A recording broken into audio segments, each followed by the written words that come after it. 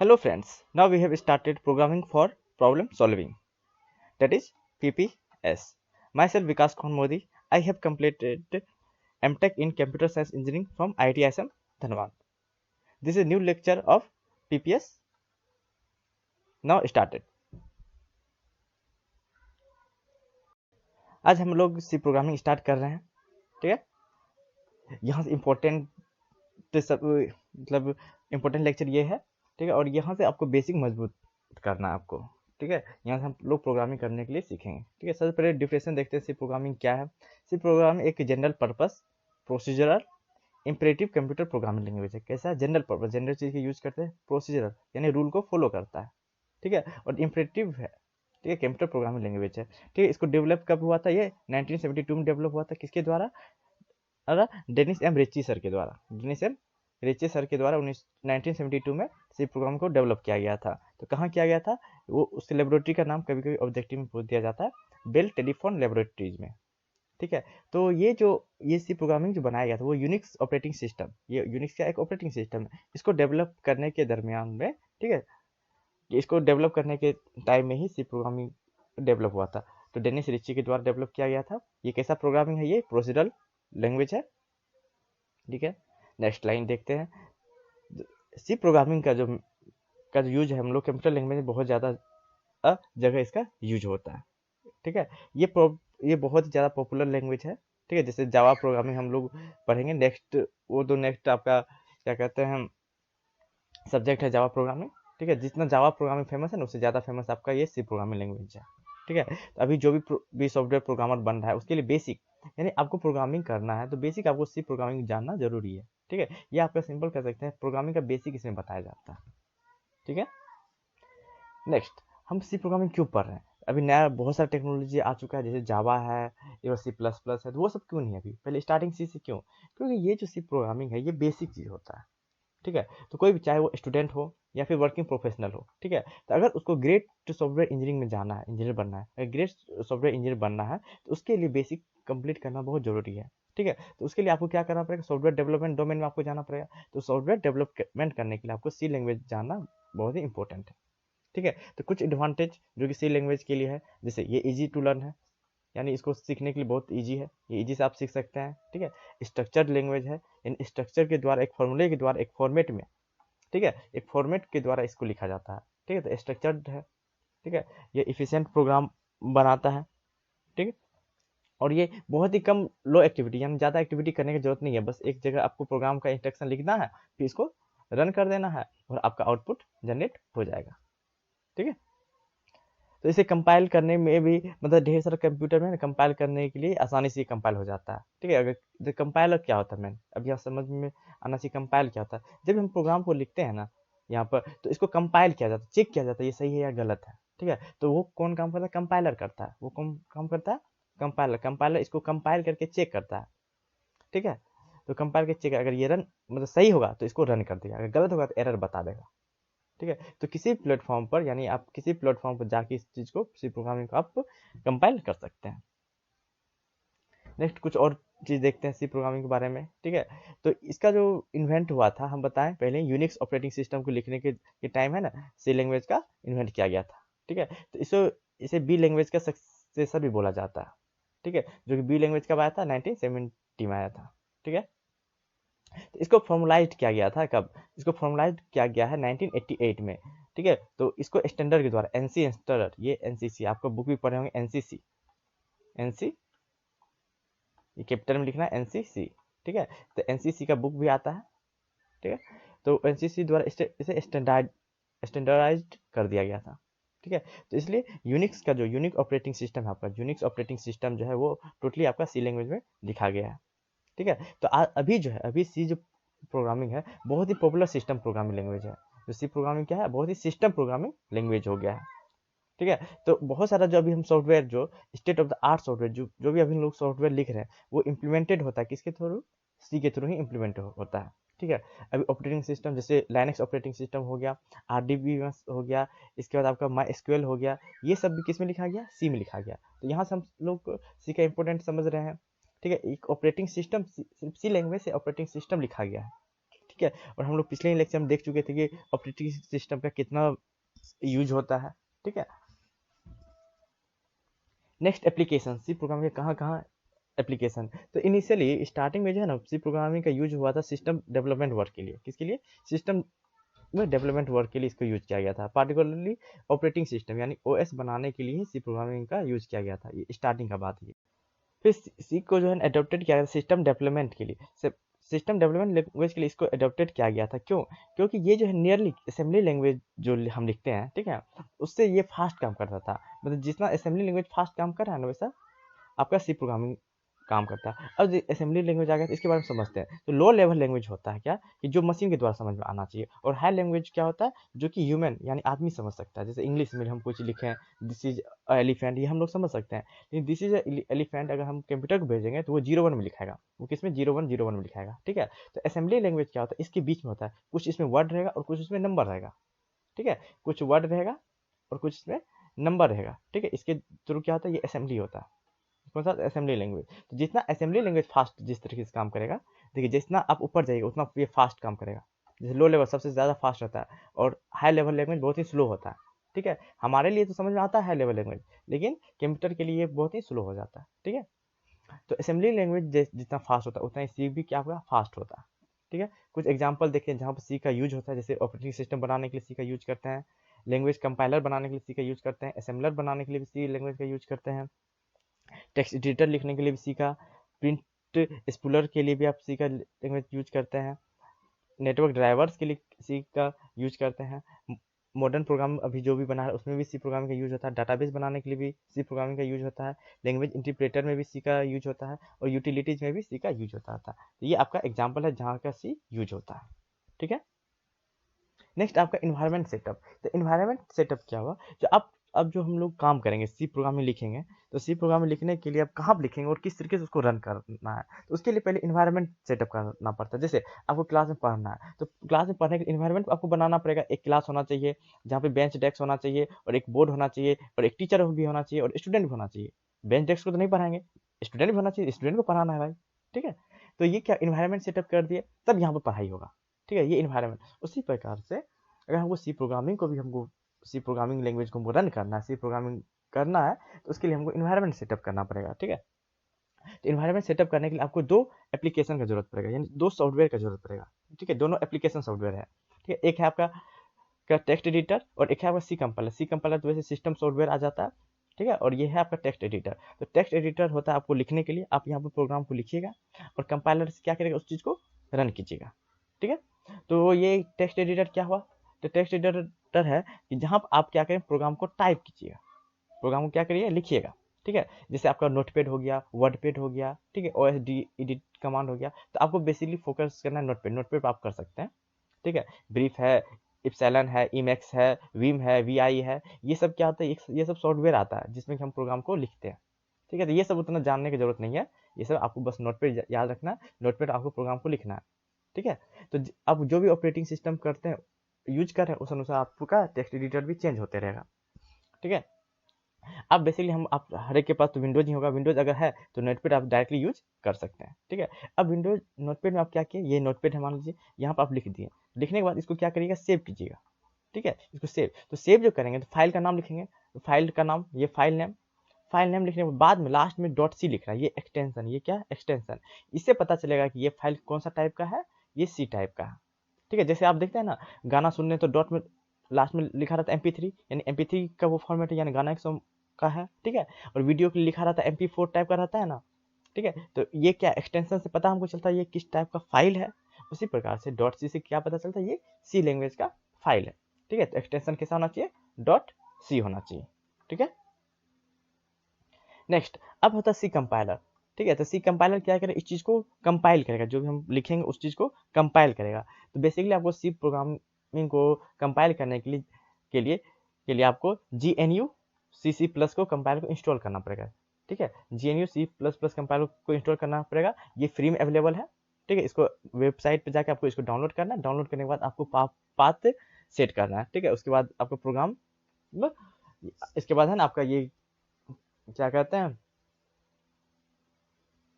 Compiler set हो जाएगा। इसके बाद आपका प्रोग्राम इजीली वे में कंपाइल हो जाएगा, ठीक है। अब देखिए आप कहाँ से डाउनलोड कीजिएगा। आप अगर विंडोज यूज कर रहे हैं तो विंडोज यूज कर रहे हैं तो आपको ming.gw.org यहाँ इस वेबसाइट पर जाना है, ठीक है। इस वेबसाइट पर जाने के बाद, ठीक है, तो वहाँ पर आपको है ना इसका वर्जन को इंस्टॉल कर लीजिए, वहाँ पर दिया हुआ रहेगा, ठीक है। तो वहाँ पर एक सॉफ्टवेयर को उसको इंस्टॉल कर लेना। इंस्टॉल करने के बाद है ना आपको पाथ सेट करना है, ठीक है। तो पाथ सेट करना है। पाथ सेट कैसे होगा, तो इसके लिए आपको क्या दिस पीसी में जाना है। दिस पीसी में जाके प्रॉपर्टीज में जाना है, ठीक है। प्रॉपर्टीज में जाके इन्वायरमेंट सेटअप में जाएंगे, इन्वायरमेंट सेटअप में जाना है और वहाँ पर जाके आपको पाथ को सेट कर देना। तो इतना ज़्यादा अगर आपको है ना क्या कहते हैं इसका हम PDF भेज देंगे, उसमें आप इसका एड्रेस देख लीजिएगा, या फिर आप डायरेक्ट एक सॉफ्टवेयर डाउनलोड कर लीजिएगा, ठीक है, कोड ब्लॉक, ठीक है। इसमें आपको इसको अलग से डाउनलोड करने की जरूरत नहीं है। कोड ब्लॉक का है ना एक सॉफ्टवेयर डाउनलोड कर लीजिएगा और डायरेक्ट इसमें रन भी हो जाएगा। तो इसी पे हम रन करके दिखाएंगे, जितना भी प्रोग्राम रन करेंगे वो कोड ब्लॉक से हम रन करके आपको दिखाएंगे, ठीक है। तो ये जो थोड़ा लंबा पार्ट हो जाता है, इसको फॉलो करने का जरूरत नहीं है उतना, ठीक है। और जो स्पेशली कंप्यूटर साइंस का स्टूडेंट है वो इस चीज़ को फॉलो करना है, वो इस चीज़ से सीख सकते हैं, ठीक है। और बाकी दूसरे ब्रांच का तो वो इसको करने का जरूरत नहीं है उतना, ठीक है। इस तरीके से आपके पास जीसीसी कंपाइलर भी हो जाएगा, उसके पास आपका एडिटर भी हो गया। तो एडिटर के लिए क्या यूज करना आपको, नोटपैड। तो अब क्या करेंगे हम लोग, नोटपैड और कंपाइलर के लिए क्या होगा, जीसीसी, ठीक है। ये दोनों कंबाइन होके ही क्या बना है, कोड ब्लॉक। तो यहाँ पर आप लोग एडिट भी कर सकते हैं और कंपाइल भी कर सकते हैं, ठीक है। तो इसलिए हम डायरेक्ट क्या यूज करेंगे, कोड ब्लॉक, ठीक है।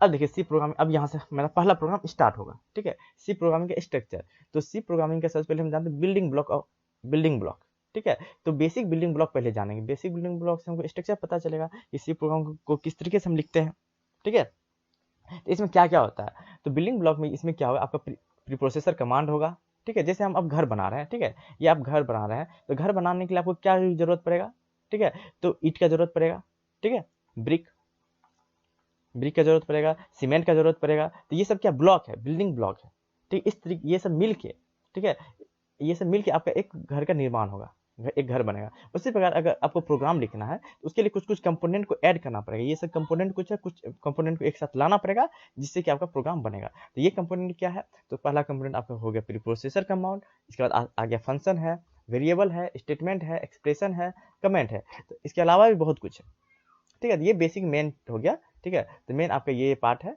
ठीक है, जो कि आपका इसको बिल्डिंग ब्लॉक कर सकते हैं, ठीक है। तो एक आपका देखिए, एक पहला प्रोग्राम हेलो वर्ल्ड का प्रोग्राम हम रन करके दिखाते हैं, ठीक है। तो हज, तो ये पहला लाइन में आपका क्या आएगा, यहाँ क्या लिखा है, हज इंक्लूड स्टूडियो डॉट एच। तो यहाँ देखिए हज इंक्लूड, ये लिखिए, ये प्री प्रोसेसर कमांड है। क्या है, प्री प्रोसेसर कमांड। इसको डॉट एच जो लिखे हैं इसको क्या बोलते हैं, हेडर फाइल। क्या है, हेडर फाइल, ठीक है। यहाँ डॉट एच, जहाँ डॉट एच लिखा रहेगा उसको क्या बोलेंगे, हेडर प्रोफाइल। और ये पूरा क्या है, प्री प्रोसेसर कमांड है, ठीक है। यहाँ पर ये इसका फुल फॉर्म हो गया standard input output, standard input output, ठीक है। ये आपका हो गया मेन फंक्शन, ये क्या हो गया आपका मेन फंक्शन। ये हो गया आपका कमेंट, ठीक है। जहाँ पर इस तरीके से लिखा रहेगा, इसके बीच में कुछ भी लिखा रहेगा वो कमेंट होता है, ठीक है। और ये कमेंट कंप्यूटर द्वारा नहीं पढ़ा जाता है, इसको इग्नोर, कंप्यूटर क्या करता है, इसको इग्नोर कर देता है, ठीक है। और ये आपका ये प्रिंटफ फंक्शन है, ठीक है। इसके अंदर स्टेटमेंट को लिखेंगे तो ये आपका स्क्रीन पर रन करेगा, ठीक है। और ये फॉर रिटर्न, तो या इंटीमेंट, तो ये होता है रिटर्न टाइप। जब फंक्शन पढ़ेंगे तो वहाँ इस चीज़ के बारे में डिटेल्स पढ़ेंगे, रिटर्न टाइप क्या होता है। तो बेसिकली आज पहला प्रोग्राम ये है, तो बस इसका जान लेते हैं, ये फॉर्मेट है, ठीक है। तो यहाँ पर जो भी प्रिंट टाइप में जो भी यहाँ लिखेंगे वो प्रिंट होगा। तो इसका आउटपुट क्या आएगा, जब इस चीज़ को रन करेंगे तो मेरा आउटपुट क्या आएगा, यहाँ पर लिखाएगा हेलो वर्ल्ड, हेलो वर्ल्ड, ठीक है। इस टाइप से यहाँ पर ये नेक्स्ट लाइन के लिए ये चीज आपका प्रिंट हो जाएगा, ठीक है। जो बस ये सेमी कोलन के बीच में है, इसका यूज होता है नेक्स्ट लाइन के लिए, ठीक है। अगर इसका यूज किसके लिए होता है, नेक्स्ट लाइन के लिए, ठीक है। ये आपका हो गया पहला प्रोग्राम, ठीक, फर्स्ट प्रोग्राम, ठीक है। तो सबसे पहले आपका प्री प्रोसेसर, ठीक है। इसके बाद आपका ये हो गया क्या, मेन फंक्शन, ठीक। मेन फंक्शन यहाँ से ओपन होगा, फिर इसका क्लोजिंग भी होगा, ओपन होगा तो क्लोजिंग होगा।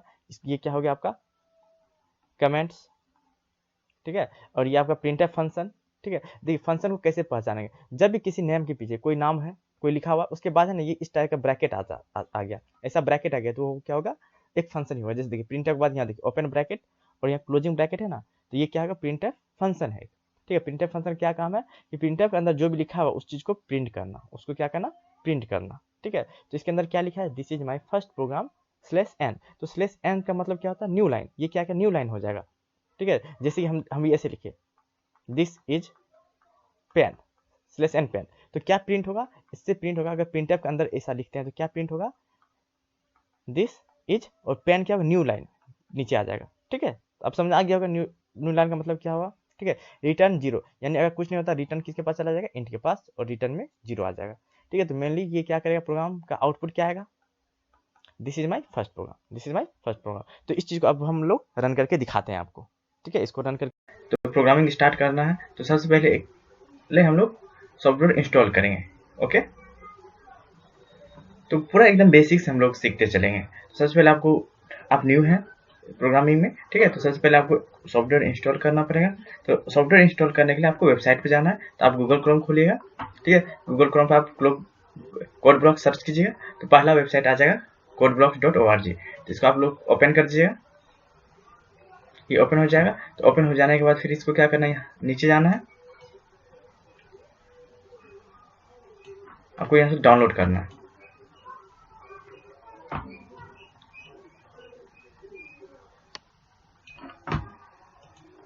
डाउनलोड सोर्स कोड, तो यहाँ पे इस चीज़ का यहाँ पर सोर्स कोड लिखा हुआ है। ठीक है, तो हम लोग को बाइनरी फाइल डाउनलोड करना है। यहाँ पे बाइनरी रिलीज है, ठीक है, जो आपको न्यू से स्टार्ट किया जाएगा। ठीक है, तो बाइनरी रिलीज को यहाँ पे ओके करना है। तो यहाँ पे आपका वर्जन आ जाएगा, तो सबसे पहला वाला जो आ रहा है यहाँ पे, ठीक है, 17.2, तो यहाँ पे आपको क्या करना है, डाउनलोड कर लेना। तो sourceforge.net से डाउनलोड कर सकते हैं या फिर फर्स्ट हब से डाउनलोड कर सकते हैं। ठीक है, ये विंडोज़ के लिए था। ये अगर लाइनक्स यूज करें तो लाइनक्स के लिए ये आप नीचे यहाँ से कोई भी डाउनलोड कर सकते हैं।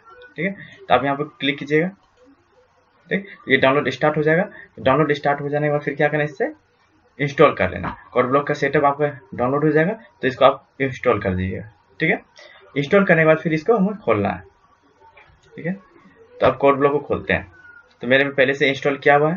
ठीक है, तो इंस्टॉल करने का जरूरत है नहीं, तो आप इंस्टॉल कर लीजिएगा। इसके बाद जब खोलिएगा तो आपका पहला पेज इस तरीके से आएगा। ठीक है, जब फर्स्ट पेज इस तरीके से आया तो अब हमें नया प्रोजेक्ट करना है, यानी हमें कुछ प्रोग्राम, फर्स्ट प्रोग्राम करना है। तो इसके लिए क्या करेंगे, फाइल में जाएंगे और यहाँ से न्यू करना है, न्यू और एम्प्टी फाइल। क्या करना है, कहाँ जाना है, फाइल में। ये आपका फर्स्ट स्क्रीन आ गया। ठीक है, तो आपको कहाँ जाना है, फाइल में, फाइल में क्लिक कीजिए। इसके बाद फिर न्यू में जाके एम्प्टी फाइल। ठीक है, तो एम्प्टी फाइल से तो आपका नया पेज आ जाएगा। ठीक है, तो इसमें आपको कोडिंग करना है, इसी में आपको क्या करना है, कोडिंग करना है। ठीक है, तो अब इसको कोडिंग करने से पहले हमें क्या करना है, इस फाइल को सेव करना है। तो सेव करने के लिए फिर फाइल में जाएंगे और यहाँ पर आना है सेव फाइल।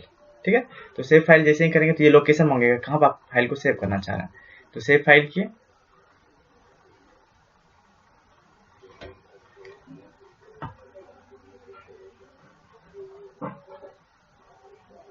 तो यहाँ पर लोकेशन है, लोकेशन आप कहीं भी दे सकते हैं कहाँ पर आप सेव करना चाह रहे हैं। ठीक है, तो हम यहाँ पर पीपीएस का फोल्डर बना है, इसमें हम सेव करना चाह रहे हैं। ठीक है, तो इसको सबसे पहला प्रोग्राम का नाम देना है।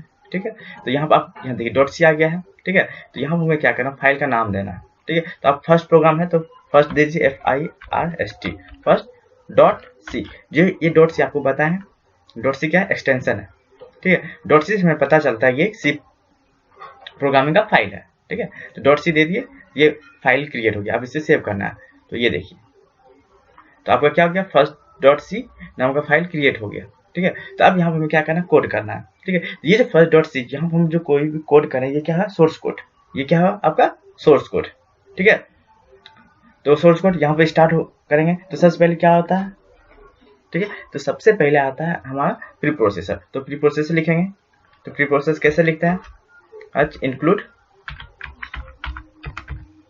ठीक है, स्टैंडर्ड इनपुट आउटपुट .h। ये आपका क्या हो गया, प्री प्रोसेसर हो गया और हेडर फाइल हो गया।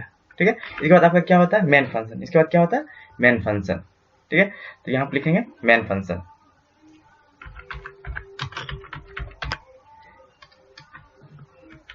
इस तरीके से मेन फंक्शन होता है। ठीक है, जब भी फंक्शन आएगा तो वहां पर आपका क्या होगा, ब्रैकेट आ जाएगा। ठीक है, जब भी ब्रैकेट से पता चलता है ये क्या फंक्शन है, तो ये ब्रैकेट किसके बाद आया, मेन के बाद आया, यानी मेन क्या है, फंक्शन हो गया। ओके, ठीक है, तो इसके बाद क्या करना, मेन फंक्शन जैसे ही लिखे, मेन फंक्शन लिखने के बाद हमें इसका ओपन और क्लोज ब्रैकेट करना है, कर्ली ब्रैकेट। ठीक है, तो ओपन और क्लोज करेंगे तो देखिए ओपन क्लोज आ गया, ओपन भी आ गया और क्लोज भी आ गया। ठीक है, तो इसके अंदर ये बॉडी हो गया, यहाँ से यहाँ तक क्या हो गया, ये बॉडी। ठीक है, ये आपका क्या था, प्री प्रोसेसर था। ठीक है, ये आपका मेन फंक्शन हो गया। और मेन फंक्शन के अंदर जो भी लिखते हैं, ठीक है, इसके अंदर जो भी लिखेंगे, ये ब्रैकेट के अंदर जो भी लिखेंगे वो क्या होगा, प्रोग्राम का बॉडी होगा। ठीक है, ये क्या होगा, प्रोग्राम का बॉडी। ठीक, तो बॉडी हम लोग क्या करना चाह रहे हैं, पहला प्रोग्राम है तो हम क्या करना चाह रहे हैं, हम अपना नाम को प्रिंट करना चाह रहे हैं, या हम ये लिखना चाह रहे हैं this is my first program, उसे प्रिंट करना चाह रहे हैं। तो प्रिंट करने के लिए हम लोग क्या करते हैं, प्रिंट फंक्शन का यूज करते हैं।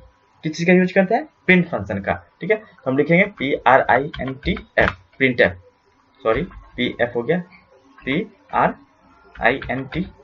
प्रिंट एफ फंक्शन है। फंक्शन है तो क्या होगा आपका, ओपन और क्लोज ब्रैकेट होगा, small open and close bracket. ठीक है, और इसका टर्मिनेटर लास्ट में क्या जाएगा आपका, टर्मिनेटर। टर्मिनेटर किससे होता है, सेमीकोलन से दे दिए, तो ये आपको प्रिंटफ फंक्शन लिख दिए। ठीक है, तो अब प्रिंटफ फंक्शन, ठीक है, तो प्रिंटफ फंक्शन क्या करता है, प्रिंटफ फंक्शन के ब्रैकेट में जो भी हम लिखते हैं, ये ब्रैकेट में जो भी लिखेंगे, ठीक है, उसे क्या करेगा, स्क्रीन पर प्रिंट कर देगा, उसे क्या करेगा, स्क्रीन पे प्रिंट कर देगा। तो इसके लिखने का फॉर्मेट है, इसके बारे में हम लोग अभी बताते हैं आपको कि किस तरीके से फॉर्मेट लिख सकते हैं। तो इसका पहला फॉर्मेट, प्रिंटफ को लिखने का पहला फॉर्मेट हम अभी बता रहे हैं। ठीक है, तो इसके अंदर जो भी लिखेंगे वो हम किस में लिखेंगे, डबल इन्वर्टेड कॉमा में। डबल इन्वर्टेड कॉमा दे दिए दोनों तरफ। अब इसमें लिखते हैं this is my first program, this is my first program. ठीक है, तो फर्स्ट प्रोग्राम हो गया। अब इस चीज को भी प्रिंट कर देगा, इस चीज को क्या करेगा, प्रिंट कर देगा। ठीक है, तो यहाँ पे इंट मैन है। ठीक है, तो लास्ट में क्या करना, आपको रिटर्न करके एक रिटर्न टाइप लिखना है। ठीक है, जब फंक्शन पढ़ेंगे तब बताएंगे ये रिटर्न टाइप क्या होता है।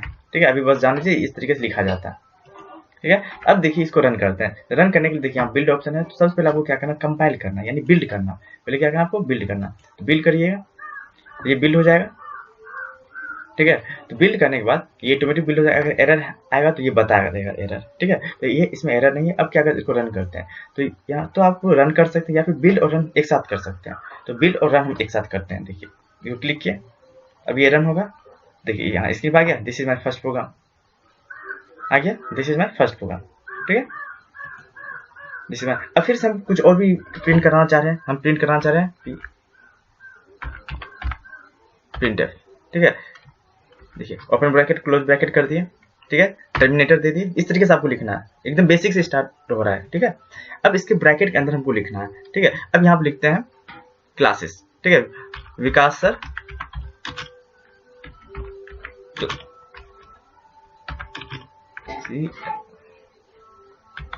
क्लास। ठीक है, अब इसको हम प्रिंट करना चाह रहे हैं। तो ऊपर में क्या होना चाहिए, आपके अनुसार क्या होना चाहिए, पहला लाइन में आएगा this is my first program, फिर सेकंड लाइन में क्या आएगा, विकास सर क्लास। ठीक है, तो अब इसको हम क्या करते हैं, बिल्ड करते हैं, बिल्ड एंड रन करते हैं। तो देखिए बिल्ड एंड रन नहीं आ रहा, क्यों नहीं आ रहा, क्योंकि जब इसका आउटपुट आया था वो अभी भी कंसोल पर दिख रहा है। ये जो ब्लैक कलर का ये है कंसोल, ये क्या है, कंसोल कमांड प्रॉम्प्ट, यहीं से करते हैं। ठीक है, ये आपका क्या कंसोल है। तो यहाँ पर देखिए ब्लैक कलर का, यहाँ पे ये अभी भी ओपन है, इसको क्लोज करना है। जब प्रोग्राम रन करने में तो क्लोज करना है, क्लोज कर दी। अब देखिए यहाँ पे बिल्ड एंड रन का ऑप्शन आ जाएगा, आ गया। अब बिल्ड एंड रन करते हैं। ओह ये क्या हो गया, यहाँ तो अलग अलग लाइन में लिखे थे। पहला लाइन क्या लिखे, this is my first program, और सेकंड लाइन में क्या लिखे, विकास सर क्लासेस। लेकिन यहाँ क्या हो रहा है, देखिए एक ही लाइन में आ गया है, ये तो प्रॉब्लम हो रहा है। ठीक है, तो ऐसा क्यों हो रहा है। ठीक है, अब इसको समझते हैं। ठीक है, जब हम प्रिंटफ लिखते हैं तो ये क्या करता है, प्रोग्राम एक ही लाइन में इसको प्रिंट करते रहता है। ठीक है, तो अब लेकिन हमें तो चाहिए नेक्स्ट लाइन, नया लाइन में लिखना है, तो फिर क्या करेंगे। ठीक है, तो उसका सॉल्यूशन है क्या, आपको एक ऑपरेटर यूज करना है। ठीक है, वो क्या, स्लैश एन। ठीक है, ये स्लैश एन ऑपरेटर यूज करिएगा तो ये क्या बताता है, न्यू लाइन, ये क्या बताता है, न्यू लाइन। ठीक है, अब रन करके इसको देखते हैं। देखिए अब आ गया, नेक्स्ट लाइन आ गया ना। ठीक है, तो इस तरीके से हम लोग क्या देखें, एक नया कंसेप्ट देखें, क्या न्यू लाइन का कंसेप्ट देखें। अगर न्यू लाइन में लिखना है तो क्या लिखना, न्यू लाइन में। ठीक है, तो ये था आपका प्रिंटर, ये प्रिंटर का आपका काम हो गया, विकास सर क्लासेस। ठीक है, अभी देखिए इसी को हम तो हम लोग क्या सीखे, अभी प्रिंटर फंक्शन सीखे। क्या सीखे, प्रिंटर फंक्शन। तो क्या प्रिंटर फंक्शन कैसे लिखते हैं, सबसे पहले हम लोग क्या लिखेंगे, printer open bracket close bracket. ठीक है, इसके बाद इसमें टर्मिनेटर क्या लगाना, टर्मिनेटर लगाना। इसके बाद जो चीज को हम लोग को प्रिंट कराना उसे किसके अंदर लिखना है, इन्वर्टेड कोमा के अंदर लिखना है। ठीक है, इसके अंदर क्या लिखना, इन्वर्टेड कोमा के अंदर लिखना है। ठीक है, यहाँ हेलो वर्ल्ड लिखते हैं, हेलो स्टूडेंट लिखते हैं। ठीक है, उसको प्रिंट कराना है। ठीक है, अब देखिए यहाँ स्लैश एन न्यू लाइन का हम यूज नहीं किया, यहाँ पे न्यू लाइन का यूज हम नहीं किया, तो क्या होगा। ठीक है, तो ये तो एक लाइन में आ जाएगा और नेक्स्ट लाइन में, दूसरे लाइन में ये और ये दोनों एक ही साथ आएगा। देखिए कैसे,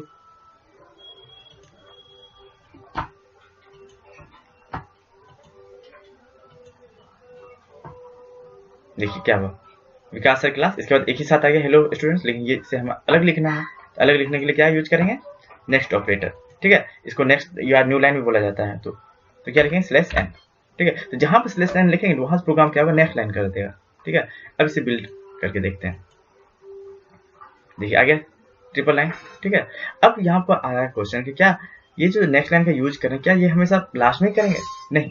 अब जहां से लाइन को तोड़ना चाह रहे हैं, ठीक है, वहां पर आप यूज कर सकते हैं, ठीक है। जैसे दिस इज माई अलग लिखना चाह रहे हैं और फर्स्ट प्रोग्राम को नेक्स्ट लाइन लिखना चाह रहे हैं, तो आप यहाँ पर भी यूज कर सकते हैं। देखिए कैसे लिख दिए, ठीक है। अब ये प्रिंट होगा, तो कैसे होगा अब देखते हैं, रन करके देख लेते हैं किस तरीके से हो रहा है।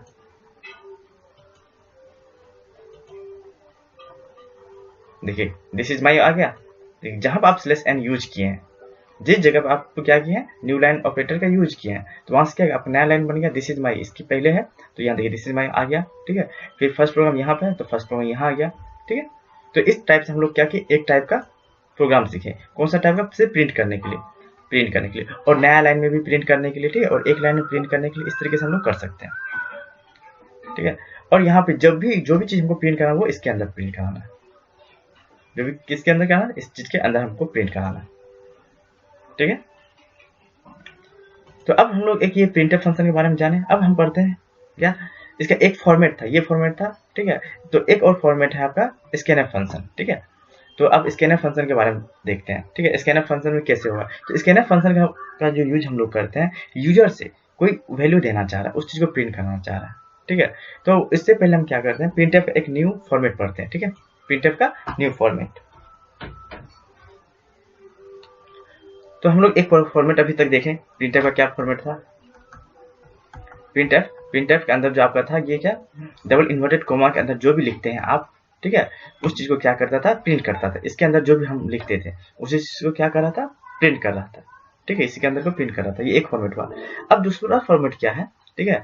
तो दूसरा फॉर्मेट आपका प्रिंटफ, ठीक है, यहाँ पे तो इसके अंदर कुछ लिखा रहेगा, ठीक है। इसके अंदर क्या रहेगा, कुछ भी लिखा रहेगा। जैसे हमको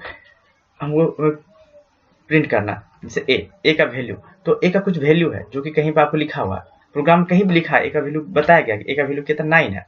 अब इस चीज को हमको क्या करना है, ए का वैल्यू 9, उस चीज को प्रिंट करना है, ठीक है। तो यहाँ पर ए का वैल्यू इक्वल टू 9 लिखते हैं, ठीक है। तो इस तरीके से, ठीक है, तो ये हमेशा क्या प्रिंट करेगा, ए का वैल्यू 9, क्या वैल्यू प्रिंट करेगा, इक्वल टू 9। लेकिन हम क्या करना, चेंज करना चाह रहे हैं, ठीक है, ये वैल्यू चेंज हो जाएगा। तो जब भी यहाँ 9 का वैल्यू 10 से हट के 11 हो रहा है, तो यह क्या, यहाँ पर हमें चेंज करना पड़ेगा, मैन्युअली चेंज करना पड़ेगा, ठीक है। तो आप मान लीजिए इस तरीके से प्रोग्राम ढेर सारा हम प्रिंटफ लिखे हैं, इस तरीके से ए का वैल्यू 9, ठीक है, इस तरीके से बहुत जगह लिखे हुए हैं, ठीक है। तो अगर यहाँ पर एक बार 11 हुआ तो क्या होगा, हर एक जगह में 11 करना पड़ेगा, ओके। हर एक जगह में क्या करना, 11 करना पड़ेगा। तो इस चीज के लिए हटने के लिए हम क्या करते हैं, इस चीज को क्या बना देते हैं, यहाँ पे क्या बना देते हैं, फिल इन द ब्लैंक्स। जो भी ए का वैल्यू अपडेट होगा वो यहाँ पर क्या होगा, आ जाएगा, ठीक है। तो उसके लिए हम क्या यूज करते हैं, प्रिंटफ का नया फॉर्मेट। ये था आपका फॉर्मेट 1, ये नया फॉर्मेट 2। तो इसमें कैसे लिखते हैं प्रिंटफ को, प्रिंटफ, ठीक है। तो ए का वैल्यू है, तो ए का वैल्यू, ठीक है, ये इस कौन सा टाइप का है, अब डिपेंड करता है ए का जो वैल्यू जो यहाँ प्रिंट करना चाह रहे हैं, यहाँ से फिल इन द ब्लैंक्स हम लिखेंगे, ठीक है, वो किस टाइप का है। तो ये क्या है, ये क्या है, हम लोग डाटा टाइप जब पढ़ेंगे तब पता चलेगा कि टाइप कितने प्रकार का होता है। अभी तक के लिए जानते हैं टाइप जो है, हम यहाँ पे इंटीजर, ये कौन सा टाइप, इंटीजर टाइप का। तो थोड़ा सा यहाँ बता ही देते हैं, ठीक है। ये 9 है, इंटीजर टाइप का, ठीक है। 10.2 ये कौन सा टाइप का हो गया, ये फ्लोटिंग टाइप, इसको दशमलव संख्या है, इसको क्या बोलते हैं, फ्लोटिंग टाइप, ठीक है। ए ये कौन सा, कैरेक्टर टाइप, ठीक है। तो इसके लिए जब इसके लिए हम खाली जगह छोड़ रहे हैं, तो इसके लिए क्या लिखेंगे, इसको बोला था फॉर्मेट, ठीक है। तो इसके लिए लिखेंगे %d, ठीक है। इसके लिए क्या लिखेंगे, %f, ठीक है। और इसके लिए क्या लिखेंगे, %c, ठीक है। तो ये कौन सा संख्या है, यहाँ पे ये कौन सा इंटीजर है। जब इंटीजर है तो यहाँ पे क्या लिखेंगे हम लोग, इंटीजर, क्या लिखेंगे, इंटीजर के लिए। तो इंटीजर के लिए क्या आएगा, %d, ठीक है। अब ये %d, अब यहाँ %d क्या है, खाली जगह, इस चीज को भरना है। तो इस चीज को भरने के लिए हमको क्या लिखना है, यहाँ पे कोमा देना है। कोमा देने के बाद यहाँ पे लिखना है हमें, इस चीज में क्या भरा जाएगा, यहाँ पे ए का वैल्यू भराएगा, ये वैल्यू यहाँ पे आएगा, ठीक है। तो अब इसको क्लोज करना, प्रिंट कर देना। तो अब यहाँ पे क्या प्रिंट करेगा, जब भी यहाँ 11 ए का वैल्यू चेंज करेगा तो वो वैल्यू यहाँ पे क्या होगा, प्रिंट होगा, ठीक है। तो इस चीज को हम लोग रन करके देखते हैं ये कैसे काम कर रहा है, ठीक है। देखिए तो यहाँ पे इस चीज को, ये प्रोग्राम आप लिख लीजिए, पहला प्रोग्राम था, इसमें हम इसी प्रोग्राम हम लोग सब करते रहेंगे, ठीक है। ओके, यहाँ पर आप लिखते हैं ए का वैल्यू देते हैं इंट ए इक्वल टू 9। अब यहाँ पे ये इंट ए इक्वल टू 9 लिखे हैं, ये क्या है? तो जब हम लोग वेरिएबल पढ़ेंगे, ठीक है, और डाटा टाइप पढ़ेंगे तब समझ में आएगा ये क्या लिखे हैं। ठीक है, तो अभी जान लीजिए ए का वैल्यू को यहाँ पर हम लिखे हुए हैं। ठीक है, अब यहाँ पर कहीं पे हमको प्रिंट करना है, इस चीज को हम हटा देते हैं।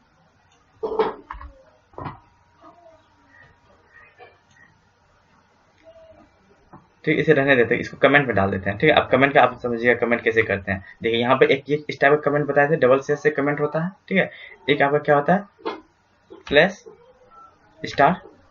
ठीक है, और लास्ट में आपको जहां तक कमेंट में डालना है स्टार स्लैश। ठीक है, ये आपका कमेंट हो गया। डबल लाइन देते हैं तो उस लाइन को पूरा कमेंट में कन्वर्ट कर देता है। और ये सिंगल लाइन देते हैं, सिंगल लाइन स्टार करके तो ये ओपन हुआ और यहाँ क्या हुआ, क्लोज हुआ। ठीक है, ये हम कमेंट में दे दिए।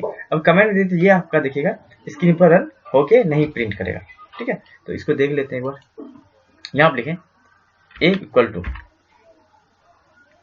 तो यहाँ पर क्या लिखा है, ये कौन सा टाइप है, इंटीजर टाइप का है। ठीक है, तो ए इक्वल टू क्या लिखेंगे, इंटीजर टाइप का फिल इन द ब्लैंक्स के लिए क्या आएगा, %d। ठीक है, तो इसके बाद इन्वर्टेड कोमा के बाद हमें क्या लेना, कोमा देना है। ठीक है, इन्वर्टेड कोमा के बाद क्या देना, कोमा देना है। ठीक है, तो कोमा के बाद यहाँ पर ये जो यहाँ वैल्यू, तो यहाँ पर एक नहीं, ठीक है, वैल्यू भी लिख सकते हैं। वैल्यू इक्वल टू क्या होगा, वैल्यू इक्वल टू 9 का जो वैल्यू है, ए का जो वैल्यू क्या 9, तो वैल्यू इक्वल टू 9 प्रिंट होना चाहिए।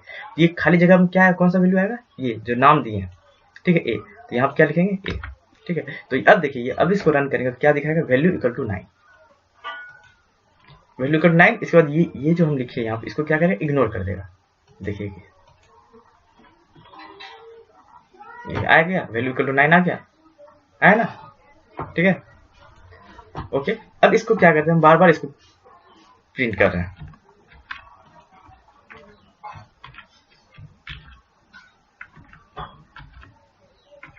देखिए अब यहाँ क्या करना है, अगर हम यहाँ पे ये चीज यूज नहीं करते तो बार बार यहाँ पर 9 लिखना पड़ता है।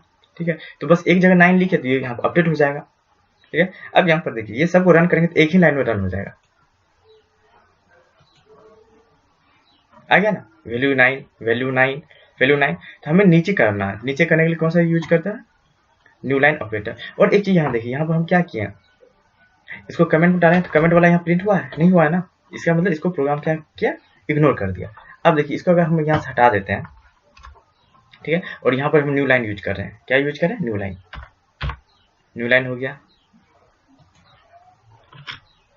New line, new line. ठीक है, अब इसको रन करके देखते हैं, यहाँ पर भी दे देते हैं। तो देखिए एक ही जगह 9 ए इक्वल टू 9 है, बस वो वैल्यू यहाँ पर स्टोर हो जाएगा इस तरीके से।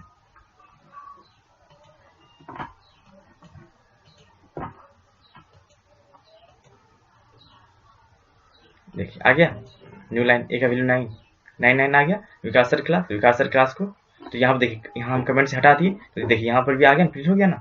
ठीक है, तो अब क्या कर रहे हैं हम, यहाँ पर ए का वैल्यू को चेंज करते हैं। ए का वैल्यू क्यों चेंज करते हैं, 15 कर दिए। ए का वैल्यू क्या किया, 15 कर दिए। जब ए का वैल्यू हम 15 कर दें तो अब देखिए क्या होता है,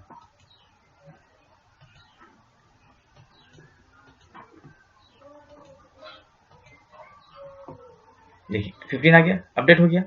ठीक है, तो यहाँ से हम लोग क्या सीखे,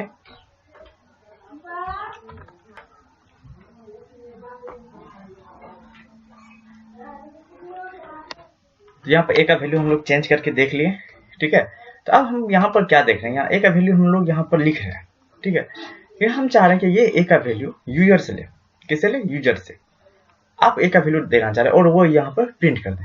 ठीक है, तो उस चीज के लिए, ठीक है, आप क्या कीजिएगा, प्रिंट कीजिएगा। तो इसके लिए यहाँ पर हमको क्या करना है, इसको हटा देंगे। ठीक है, इसके लिए हमें यहाँ पे ए का वैल्यू करना है। ठीक है, तो हमको लिखना प्रिंटर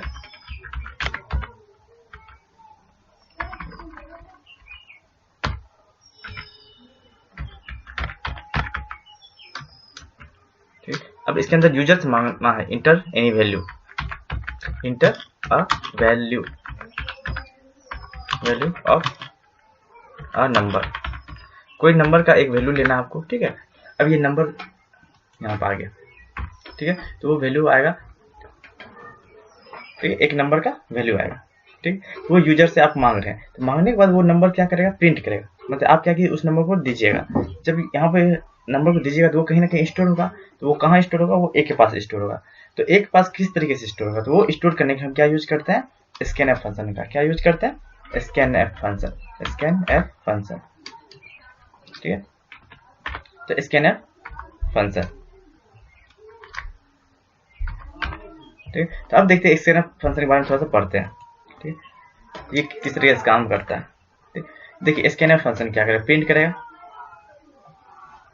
ठीक है। ये आपका स्कैन एफ है, स्कैन एफ, ठीक। तो इसमें क्या करते हैं? तो यहाँ पर भी आपका ये चीज आएगा, प्रिंट होगा इस तरीके से, ठीक है। यहाँ पर आपको जो जगह खाली है, ठीक है, यहाँ पर आपको लिखना है कितना वैल्यू आप इसमें लाना चाह रहे हैं, ठीक है। तो स्कैन एफ, तो आप यहाँ क्या कि ए का वैल्यू आपसे मांगा गया, तो आप क्या कि ए का वैल्यू क्या किया? आपने 12 प्रिंट किए। कितना प्रिंट किए? 12 आप नंबर दिए। वो वैल्यू क्या होगा? एक एक घर में स्टोर होगा जाके, ठीक है। तो यहाँ पर क्या होगा? ये जगह, इस जगह के लिए हम यहाँ पर लिखेंगे %d। जो यहाँ था ना इंटीजर के लिए क्या लिए थे? इंटीजर के लिए था आपका %d, और % फ्लोट के लिए, और ये कैरेक्टर के लिए। तो यहाँ पर %d लिखिए। अब ये चीज जो है, ठीक है, इसको %d हो गया, इसको फिर क्लोज कर देना, फिर यहाँ कॉमा देके अब ये जो खाली जगह है, ये इसके खाली जगह पर जो नंबर आएगा वो कहाँ जाएगा? वो जाएगा ए के घर में। तो ए का घर का एड्रेस देंगे। ए के घर का क्या देंगे? एड्रेस। तो क्या लिखेंगे? एड्रेस ऑफ ए। तो ये हो गया आपका स्कैनफ। ये क्या हो गया? स्कैनफ। तो बस यही चीज को हम क्या करते हैं? प्रोग्राम में लिखते हैं, ठीक है। यहाँ पे क्या करेंगे? इन्वर्टेड कॉमा, ठीक है, और इसके अंदर क्या लिखना है आपका? %d, ठीक है, और यहाँ पे इसके बाद कॉमा देके एड्रेस ऑफ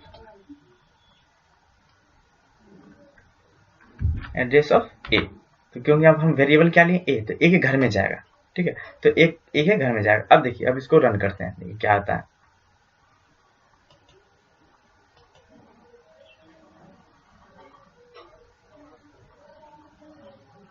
तो देखिए मांगा inter a value of a number. एक वैल्यू का नंबर देना है, सॉरी एक नंबर का वैल्यू देना है। हम दिए हैं 15 दिए।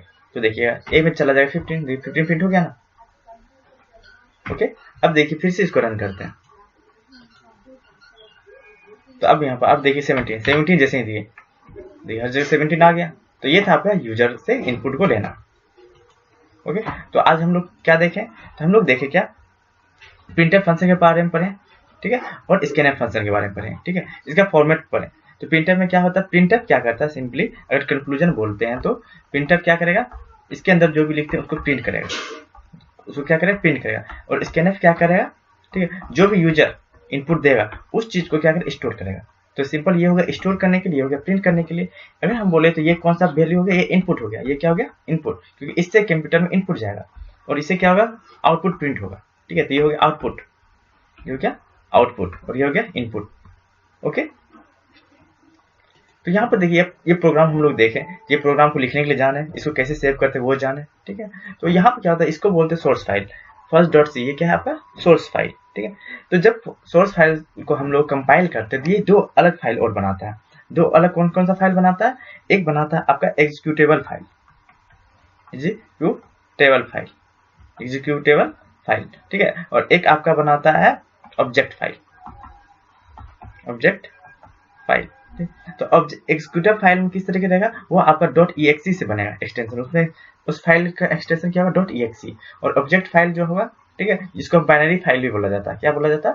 बाइनरी फाइल, ठीक है, बाइनरी फाइल। तो इसके अंदर में लिखा है .o। क्या लिखा है? .o, ये इसका एक्सटेंशन है, ठीक। तो अगर पूछता है, अगर आपसे पूछा जाता है एक्जीक्यूटेबल फाइल क्या हुआ, तो हम बोलेंगे जब हम सोर्स प्रोग्राम को या सोर्स कोड को रन करते हैं, ठीक है, रन करते हैं, या फिर ये बोलना अच्छे से, when we compile the source program, किसी सोर्स कोड को हम जब एक्सिक्यूट करते हैं या फिर कंपाइल करते हैं, उसके बाद जो वो क्या होता है? सोर्स कोड कन्वर्ट हो जाता है किसमें?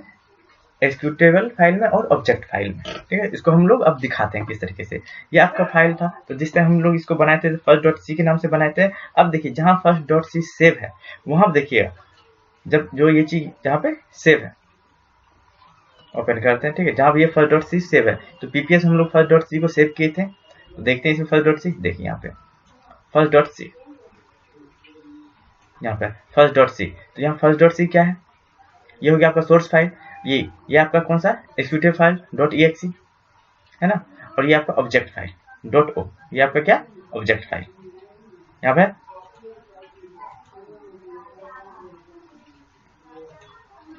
तो यहाँ पर रन करने के बाद तो कौन सा फाइल कन्वर्ट होता है, एक्जीक्यूटेबल फाइल और ऑब्जेक्ट फाइल में। तो ये था आपका बेसिक प्रोग्रामिंग का बेसिक। तो हम लोग क्या कर रहे हैं, ये बेसिक लेवल से स्टार्ट करें, एक एक चीज को अच्छे से पढ़ते जाएंगे, ठीक है।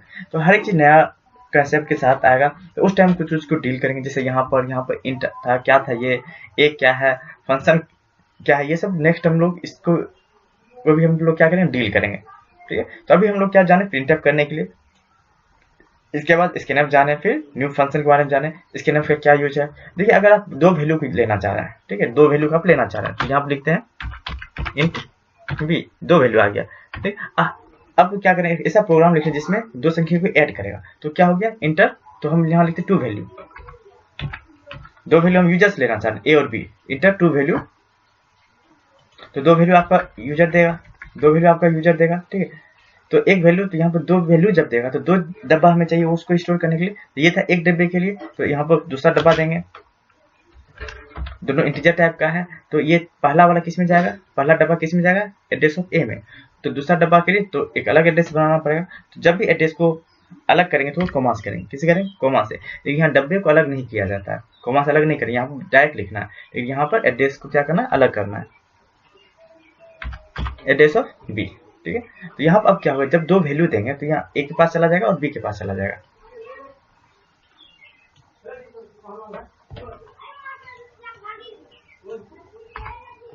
तो अब हम क्या करते हैं, यहाँ पर रन करना चाह रहे हैं, क्या करना चाह रहे हैं, इसको ऐड करना चाहते हैं। यहाँ पर लिखेंगे sum equal to sum, equal to sum में क्या होगा, ए और बी का सम होगा, तो ए प्लस बी। तो ए और बी का इसका वैल्यू, तो यहाँ पर क्या होगा, ये खाली जगह रहेगा। तो यहाँ पर क्या लिखेंगे, percent D plus percent D, तो ये खाली जगह हो गया। तो इस डी में क्या होगा, ए का वैल्यू, और इस डी में क्या होगा, बी का वैल्यू। तो ये ए का वैल्यू यहाँ पर आना चाहिए। तो जब भी जो भी वैल्यू यहाँ पर आएगा वो यहाँ पर लिखना है, ठीक है। तो इसके इक्वल टू क्या होगा, फिर डी, ठीक है। तो ये किस तरीके से होगा, इसको एक बार देखते हैं। देखिए हम क्या करें, ऐड कर रहे हैं, तो किस तरीके से यहाँ पर आएगा, यहाँ पर प्रिंटफ में सम, तो सम इक्वल टू ये खाली जगह प्लस खाली जगह, ठीक है, इक्वल टू इसमें वैल्यू देंगे, ए का वैल्यू देंगे, इसमें बी का वैल्यू देंगे। तो यहाँ क्या होगा, सम आएगा, सम में क्या आएगा, ए प्लस बी आएगा। तो इसके लिए क्या होगा, एक अलग परसेंट डी, इसके लिए अलग परसेंट डी, और इसके लिए अलग परसेंट डी, तीन बनेगा ना खाली जगह। तो वो चीज को हम लोग लिख रहे हैं, ठीक है। यहाँ पर हो गया। तो ये पहला खाली जगह जो है, जो आपका पहला खाली जगह, उसके में ए आ जाएगा, फिर दूसरा में आपका बी आ जाएगा, ठीक है। नेक्स्ट तीसरा में आपका सम, तो सम में क्या लेते हैं, सिंपल ए प्लस बी, ए और ए प्लस बी का वैल्यू। तो देखिए अब इसको हम रन करके देखते हैं। इंटर टू वैल्यू, दो वैल्यू मांग रहा था, आप दीजिए दो वैल्यू, एक पहला वैल्यू 8 दे दिए, फिर इंटर दूसरा वैल्यू 6 दिए।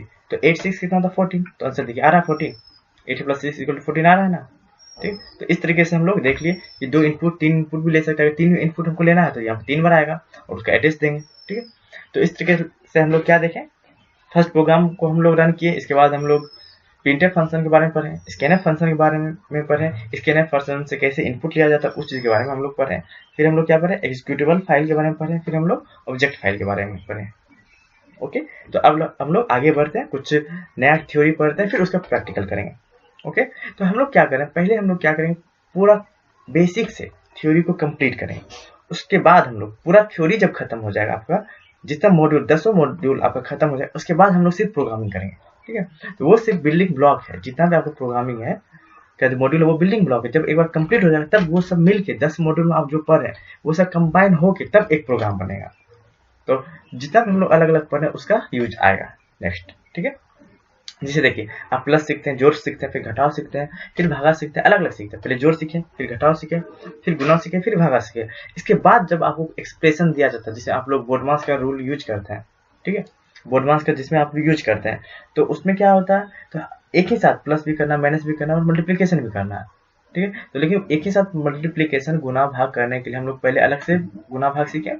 तो उसी प्रकार सेम डेट टाइप हम लोग प्रोग्रामिंग में क्या करें, अलग अलग कंसेप्ट सीखेंगे। तो अलग अलग कंसेप्ट सीखने के बाद फिर उसको कंबाइन करके तब प्रोग्राम करेंगे। ओके, तो हम लोग नेक्स्ट टॉपिक देखते हैं।